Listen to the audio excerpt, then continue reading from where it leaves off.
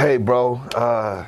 We back at it again. Bro code. You know what I'm saying? For the bro code. Yes. Now, this is a story right here, you guys, that I know you didn't heard about. Right now, it's a big talk in Illinois. It's big talk nationwide, to be honest with you. But it's real big talk right now in Illinois about the ban of assault rifles. So, you know, basically, all y'all, you know, law-abiding citizens only gonna be able to get a hold of handguns from this point on, until they change, you know, the other laws. So, but what? All right, you guys. I'm gonna go ahead. I'm gonna let this clip roll. Good evening. Thanks for being here tonight at 6. Legal battles in the state and federal courts now over the ban of the sale of assault weapons. Yeah, big updates tonight. Last week, Governor Pritzker signed the ban into law after it was passed in the lame duck legislative session. Tonight, WAND's Doug Wolf reports from Effingham, where the first case fighting this ban is before a judge. It's the first case seeking to overturn the assault weapons ban to head to court. Attorney Thomas DeVore, representing 862 private citizens and 4 licensed dealers, argued before an Effingham judge the ban violates equal protection provisions of the law.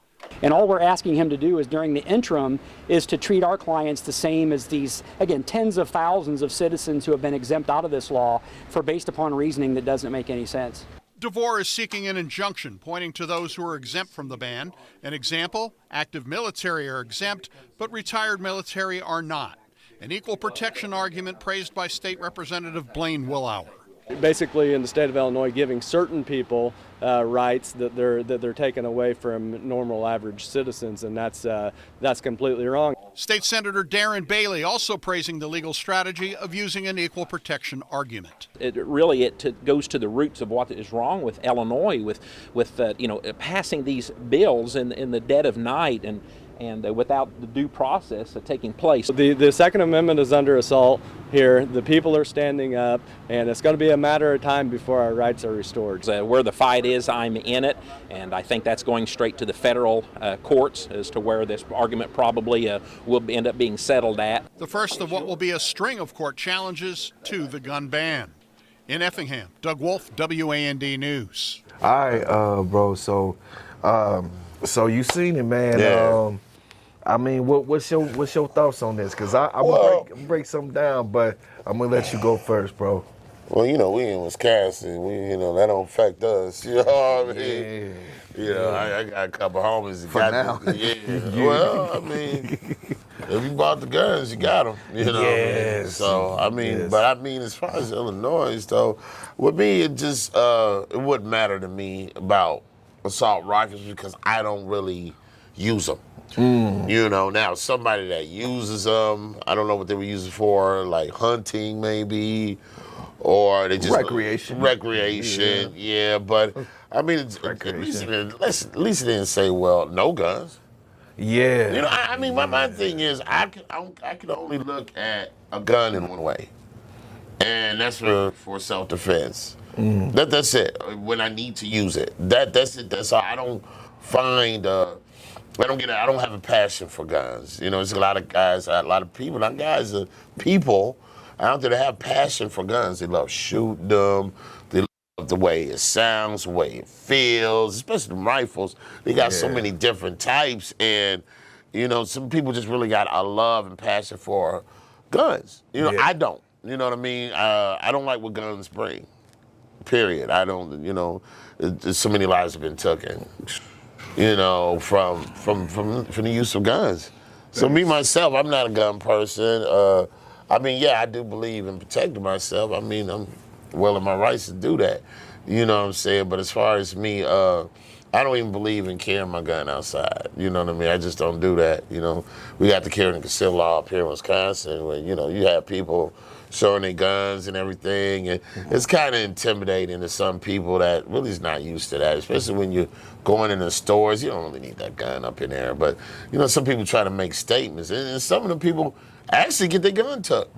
Yeah, they get a lot their of gun people, tucked. you know. Yeah. It's you know. foolish gun carriers. We ain't. Yeah, you got to be smarter than that. But Definitely. But as far as and I even seen one guy up here, when I tell you, he was riding a bicycle with an AR. assault rifle strapped around his back, riding a bicycle. Wow. This was in a Bayview area. This was some years ago, though. Wow. But I couldn't believe that. Wow. I mean, why is he doing that in Bayview? I don't know. Why is he doing it, period? Why is he doing it, period? But, in Bayview is nice. You know what I'm saying? Maybe he just wanted to show it off or something. I'm just like, come on now. You know what I mean? The mental of these. Right, exactly. But Mo, I'm going to throw it back to you because, like I said, my take on this, I'm not really a fan of guns, so much. You know what I mean? So with me, I don't care about them not having no assault rifles down there. I don't care about none of that. I hear you. Personally. Yeah, as long as you're able to protect yourself. Right. A gun is a gun for me. You use it right, it'll do the job every time. Right. You know what I mean? Right. So, but I'm gonna throw it back on you, bro. How you feel about it? Man, I've never been, I'm just like you, bro. I had never been a fan of guns or anything like that. I don't knock anybody for, their choice to carry a gun or to have a gun. I'm not saying, well, y'all wrong for feeling, everybody got their reasons for feeling, what they feel. But I do notice that it's really those red counties, in Illinois, you know what I'm saying? Yeah. Outside of Chicago, you know what I'm saying? Right. Now, there's some people in Chicago that feel like, hey, we against this, but it's really the only ones that's really making a fuss about it is all those hick counties around Chicago, like Southern Illinois. Oh yeah, get country down there. Western Illinois, and I noticed what they like. I heard one guy say he was talking about, well, it's not our fault about what people in the city do. He was talking about Chicago. Right. Too many people in Cook County are ruining the reputation and good name of good gun buyers in Southern Illinois. Tony Cato helps run Shooters Firearms in Columbia, Illinois. He's frustrated with the new ban on military-like weapons in high-capacity magazines. His definition of assault weapon is vague. I mean, it covers everything across the board: handguns, rifles, shotguns. Governor J.B. Pritzker signed off on the law, citing last year's deadly July 4th mass shooting in a Chicago suburb. The gunman used an AR-15 style rifle. We've actually already taken them off the shelves. Anything that, once it was signed into law, we can no longer sell ARs, anything that he deems as an assault weapon style, even high-capacity mags for handguns. The law does not require people to surrender their guns, but they must register them to keep track. The law has now spurred several lawsuits. You're making felons out of legal gun buyers. And so you know what that's about. Oh, yeah. You know what that's about. Yeah. You know what I mean? So he talking about us. Right. He ain't talking about his people. So, a lot of times when we go ahead and we hear about these crimes being committed by guns, we only really hear about it being done in our neighborhoods. Right. We don't really hear about the gun violence that happens in their communities because it does happen, but they don't push it out there like that. Right, don't push it out there. Not at all. But about that one story, what I'm saying, in California, where they, train came up in the hood, parked, doors unlocked, rifles and handguns in one, and another car full of ammunition. Same in Chicago. I'll let that clip roll. Wow. Pastor Corey Brooks' church is a stone's throw from a Norfolk Southern rail yard. Razor wire once separated the church basketball court from the 63rd Street rail yard, but even that has long since rusted and fallen away. Police say street gangs have found the trains easy pickings to plunder guns. The opportunities present themselves over and over every single day. They park their train cars often in rail yards that happen to be in high crime areas in the city, and that in and of itself presents a problem to law enforcement. Retired alcohol, tobacco, and firearms agent Thomas Ahern says an old industry adage is a big factor. Cargo at rest is cargo at risk. Unfortunately, it's very easy for thieves to break into these train cars. While guns have been stolen from other rail yards in the country, there have been 3 major gun thefts here in recent years. Court and arrest records show days after the 2015 theft, police found some of those handguns in traffic stops and drug raids. Another was used in a January 2016 shooting, one of 3,500 shootings last year.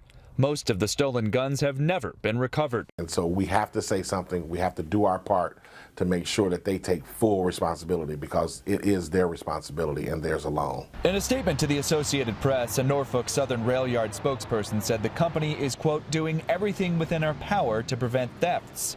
That includes more patrols and guard dogs, but it didn't offer any details on security upgrades. Pastor Brooks says the company needs to do more. The fact that the railway is not responding speaks volumes. What it really says is that we don't care. He and other residents question whether there would be more urgency if the yard was in an affluent area. John Moan, Associated Press. How they getting their hands on these guns? Right. Like I was saying before, what store they shopping at? Right. All these guns stolen. All these guns stolen. Come on, man. What the hell is a ghost gun? What is that? So, yeah, you know what I'm saying? They got sociologists out here that they study people. They study the environments that people live in and understand the culture. They know that if they put a bunch of guns out here in our neighborhoods, we are not going to go outside of our neighborhoods attacking people. We're going to use those guns to attack the people in our own communities, and they know this. More likely, yeah. Yes, they know this. I mean, now they're getting a little bit bolder. They are going out, out of their realm, where gentrification made that happen. Oh, okay, yeah. So they are doing it. Yeah. You know what I'm saying? Whereas if they do it enough and it start affecting other people, then they're going to do something about it then. Yes, yes, so, like they is now. Yeah. So. All right, you guys, you heard it, the dialogue. You go ahead, leave comments. If you're into guns like that, leave comments. If you're not into guns like that, go ahead and leave your comments. We want to see your comments regardless. All right, you guys, remember to smash those likes, and till next video, peace.